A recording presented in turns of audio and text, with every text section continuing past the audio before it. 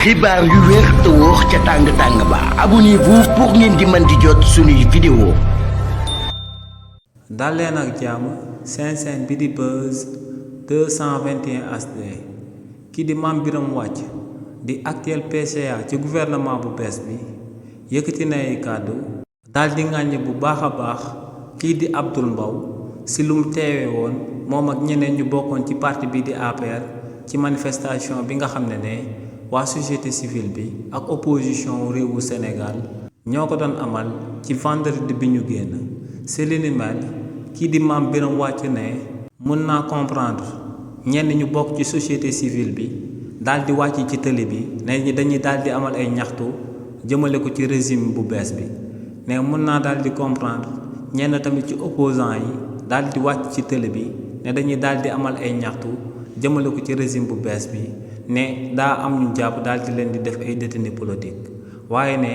lu mu mënta comprendre moom mooy kii di Abdoul Mbow kii di Pape Malick Ndour ak képp ku bokkoon ci parti bi di APR génnoon ne day manifester jëmale ko ci ay injustice jëmale ko ci ñi nga xam ne dañ leen a daal di jàpp ñoom ñu daal di leen di dippee ay détenus politique ne lu leer ba am moom mooy que ne ci régime président Macky Sall lu ñu fi amaloon gulet la woon ci histoire réewu Sénégal ndax ne ci régime président Macky Sall lañ tege woon loxo lu tolloog 1000 et quelques ay nit te ñëpp nekkoon ay détenus politique donc ne lu leer ba am moom mooy que ne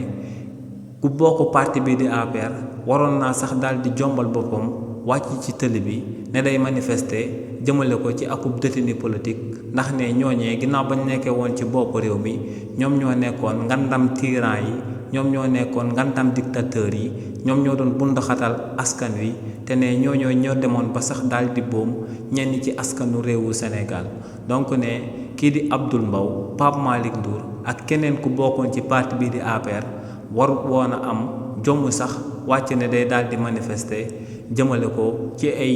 injustice jëmale ko ci ay détenus politique ci réewu Sénégal. xibaar yu wér te wóor ca tàng ba abonnez-vous pour ngeen di mën di jot suñuy vidéo.